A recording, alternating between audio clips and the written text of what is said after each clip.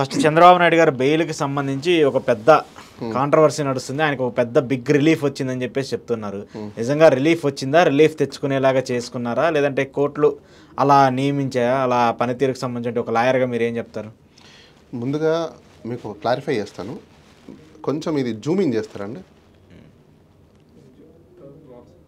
అవునా? ఓకే, మీరు కొంచెం జూమింగ్ చేయండి. కోర్టు ఫస్ట్ ఏం ఆర్డర్ ఇచ్చిందో మనం ఒకసారి మాట్లాడుకుందాం.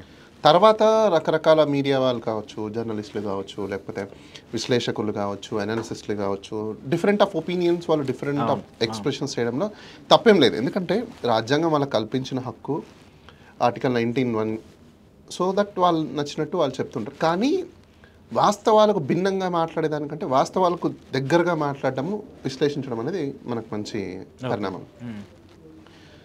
ఇప్పుడు మీరు ఒక మాట అన్నారు ఇంట్రడక్షన్లో, మేనేజ్ చేసుకున్నారా లేకపోతే ఇంకోటా అని. అసలు కోర్టు ఏం చెప్తాం? కోర్టు ఏం చెప్పిందంటే 15th heard learned senior counsel for the parties, అంటే ఇద్దరికి సంబంధించిన, అంటే ఒకటి రాష్ట్ర ప్రభుత్వం వేసిన అప్లికేషన్ కాబట్టి రెస్పాండెంట్గా ఎవరున్నారు? చంద్రబాబు నాయుడు. ఇప్పుడు చంద్రబాబు నాయుడు గారు ఎవరు? అదే రాష్ట్ర ప్రభుత్వానికి అధిపతి, రాజు, king, head of the institute కదా. ఈ చంద్రబాబు నాయుడు గారు గతంలో ఏంటి? He is alleged person or accused in some XYZ అనే కేసులో ఈయనకు బెయిల్ వచ్చిన దాంట్లో బెయిల్ క్యాన్సిల్ చేయమని చెప్పేసి అని ఇదే రాష్ట్ర ప్రభుత్వము సుప్రీంకోర్టుకి వెళ్ళింది. కరెక్ట్. ఇప్పుడు ఈ రాష్ట్ర ప్రభుత్వం ఏమంటోంది అంటే, the learned senior counsel mister Rohit గి for the petitioner state submit that, అంటే ఈయన రాష్ట్ర ప్రభుత్వానికి తరపున వాదించే న్యాయవాది గారు, that the charge sheet was filed in the court but the same has been returned on some technical grounds. Okay. కొన్ని టెక్నికల్ గ్రౌండ్స్ వల్ల ఛార్జ్ షీట్ని రిటర్న్ చేయడం జరిగింది. మేము ఛార్జ్ షీట్ అయితే ఫైల్ చేసాము. అంటే దాని అర్థం ఏంటి? ఇన్వెస్టిగేషన్ మొత్తం అయిపోయింది, కంప్లీట్గా మేము ఫైనల్ రిపోర్ట్ ఫైల్ చేసేసాము అని చెప్పడం వీళ్ళు చెప్తున్నారు. కాబట్టి తర్వాత నెక్స్ట్ ఏంటి? Impugned order having been passed in the month of November 2023 and more than 1 year having lapsed in between, అంటే సంవత్సరం రోజులు దాటిపోయింది. We are not incline to interfere with the same, hence the special leave petition is dismissed. So court ఇప్పుడు ఈ సందర్భంలో 1 year దాటిపోయింది కాబట్టి intervene అవ్వాల్సిన అవసరం లేదు.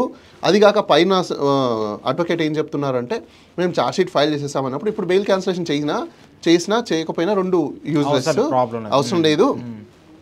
కాబట్టి ఈ అప్లికేషన్ కొనసాగించాల్సినంత నెసెసిటీ కూడా లేదని కోర్టు భావించిందని చెప్పేసి అంటారు. ఎందుకు అంటే ఇన్వెస్టిగేషన్ కంప్లీట్ అయిపోయింది అనుకోండి, ఇంకా వాళ్ళు బెయిల్ ఇచ్చినా ఇవ్వకపోయినా ఎండ్ ఆఫ్ ద డే కోర్టుకి అటెండ్ అవ్వాలి. సమన్ ఎందుకు అరెస్ట్ చేస్తారు? రేపు వీళ్ళు ట్రయల్ చేసేటప్పుడు కోర్టుకి హాజరు అవ్వాలి కాబట్టి హాజరు అవ్వరేమో అని చెప్పేసి అని అప్రహెన్షన్తో అరెస్ట్ అనేది జరుగుతుంది. వన్స్ ఒకసారి కోర్టులోకి వెళ్ళిపోయిన తర్వాత, సీసీ నెంబర్ అయిపోయిన తర్వాత, సమన్స్ పంపించిన తర్వాత తప్పనిసరిగా కోర్టుకు రావాల్సిందే. రాలేదనుకోండి మళ్ళీ అరెస్ట్ చేస్తారు కోర్టులో ప్రొడ్యూస్ చేయడానికి. అయితే pending applications including applications seeking intervention or implead applications dismissed అని, అంటే ఇంప్లీడ్ అప్లికేషన్ ఎవరంటే నాకు తెలిసి ఒక జర్నలిస్ట్ గారు వేశారు, నేను పిల్లేశాను కాబట్టి ఇది మిస్యూజ్ ఆఫ్ పవర్ అని చెప్పేసి చెప్పడం జరిగింది. అయితే కోర్టు ఏం భావించి ఉంటుంది అంటే, ఈ అప్లికేషన్లో అంత స్కోప్ లేదు, ఇది బెయిల్ ఉంచాలన్నా బెయిల్ తీసేయాలా అని దాంట్లోనే. కాబట్టి ఇప్పుడు ఆయనకు పవర్ ఉందా, ఇన్ఫ్లుయెన్స్ చేస్తున్నాడా, చేయట్లేదా, ఇవన్నీ దేనికి సంబంధించినవి? ఇన్వెస్టిగేషన్కి సంబంధించినవి. సో కాబట్టి ఇక్కడంత అవసరం లేదు, ఇన్వెస్టిగేషన్ దాంట్లో మీరు చూసుకోండి అని చెప్పకనే చెప్పేసింది కోర్టు. లాస్ట్ పాయింట్ ఇంకోటి కూడా చెప్పింది.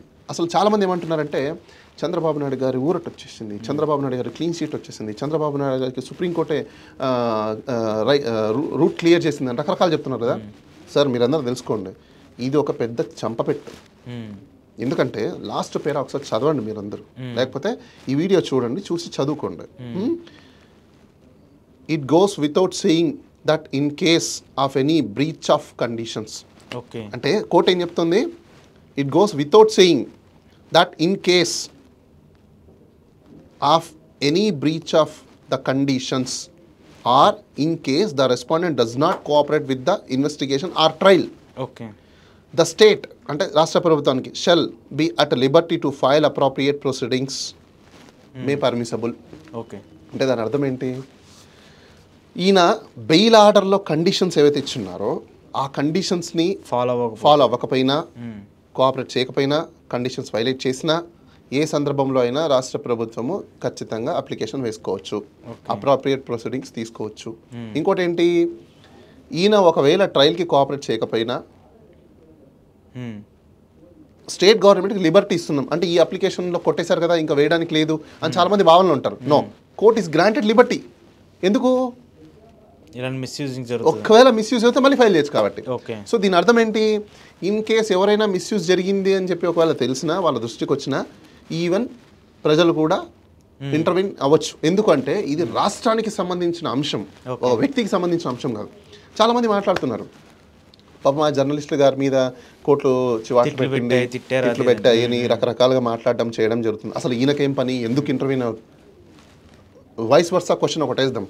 నిజంగా కోర్టు అలా ఆయనకు మాట్లాడితే మరి ఇప్పుడు ప్రజెంట్ స్పీకర్గా ఉన్న ఆయన ఇంకొక కేసులో ఆయన కూడా అట్లా ఇంటర్వ్యూన్ అప్లికేషన్ వేసాడుగా బెయిల్ క్యాన్సిల్ చేయమని చెప్పేసి. మరి వాళ్ళకన్నదా? ఖచ్చితంగా అంటారు. ఓకే. సేమ్ ప్రిన్సిపల్స్ ఈ సప్లైస్ టు ఎనీవన్. అంటే మీకు ఒకలాగా వీళ్ళకి ఒకలాగా అంటే డెఫినెట్లీ ఆర్టికల్ 14 వైలేషన్ జరిగినట్టు. కాబట్టి కోర్టు ఎప్పుడు అలాంటి పనులు చేయదు. ఓకే. సో కాబట్టి తప్పుడు విషయాల్ని ప్రజల్లోకి తీసుకెళ్లేసి ఏదో ఆ టైంకి మీకు వ్యూస్ వస్తాయి, ఆ టైం వరకు ఏదో ఉంటుంది. But wrong interpretation or wrong information or misinformation, disinformation to the society, it's harm to the society. Okay. ఇప్పుడు ఈ కేసుని ఎవరు విచారించాలి? సిఐడియే కదా? Yes, CID. మరి సిఐడి ప్రాపర్గా విచారిస్తుందా?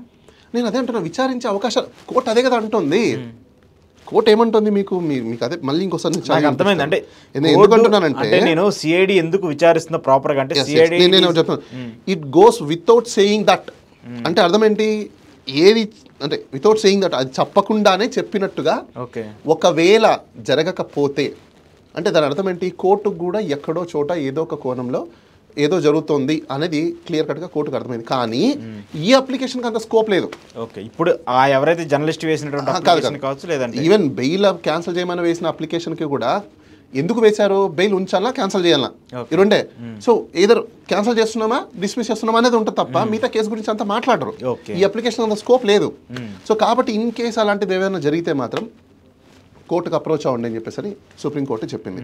అయితే ఇప్పుడు నిజంగా సిఐడి వాళ్ళు ఫేవర్ చేయకుండా ఉంటారా? నో వే, ఖచ్చితంగా ఫేవర్ చేస్తారు. ఎందుకు? అపాయింట్ చేసేది ఎవరు? గవర్నమెంట్. రాష్ట్ర ప్రభుత్వంలో ఉన్న ఆల్రెడీ ఆ కేసుని 90% అయిపోగొట్టిన ఐఓని ఎందుకు తీసేశారు? ఇండైరెక్ట్లీ ఇన్ఫ్లుయెన్స్ చేసినట్టే, ట్యాంపర్ చేసినట్టే, ఇన్ఫ్లుయెన్స్ చేసినట్టే, ఇంటర్వెన్షన్ అయినట్టే ఇండైరెక్ట్లీ. ఎందుకు? లేదంటే ఆ కేసుని మీరు సిబిఐకి హ్యాండ్ ఓవర్ చేసి ఉండాలి. అది చేయలా. సిఐడి డిపార్ట్మెంట్ మీదే, సిట్ మీదే, లేకపోతే అందులో ఉన్న ఆఫీసర్లు మీ వాళ్ళే. పోనీ ఆ ఆఫీసర్లో ఎవరైతే ఉన్నారో కేసుని కంప్లీట్ చేసి ఛార్జ్షీట్ ఫైల్ చేయించారా? అది చేయలా. పోనీ వాళ్ళని మీరు ఇప్పుడేమో ఉంచారంట, లేదు దానికి కూడా మీరు ఒక స్టోరీ, ఒక స్క్రిప్టెడ్ స్టోరీ డిజైన్ చేసి, ఒక డైరెక్షన్ చేసి, ఒక చేత కంప్లైంట్ ఇప్పించి, వాళ్ళ మీద ఎఫ్ఐఆర్లు కట్టించి వాళ్ళని సస్పెండ్ చేసి పక్కన పెట్టారు. అంటే ఇదంతా మోడ్ ఆఫ్ అప్రెంటిస్. ఓకే. ఒక వ్యక్తి చేత చేసిన మోడ్ ఆఫ్ అప్రెంటిస్ ఇదంతా. అంటే కేసుని నీరుగార్చే ప్రయత్నమే జరుగుతుంది కదా. సో కాబట్టి ఖచ్చితంగా సిఐడి డిపార్ట్మెంట్ ఫెయిర్గా ఇన్వెస్టిగేషన్ చేసిన దాన్ని కూడా మార్చే అవకాశాలు అయితే ఉంటాయి. ఎందుకంటే వాళ్ళ ప్రైవేట్ పవర్ కాబట్టి. కానీ ఇప్పుడు ఇక్కడ ఈ కేసుని సిబిఐకి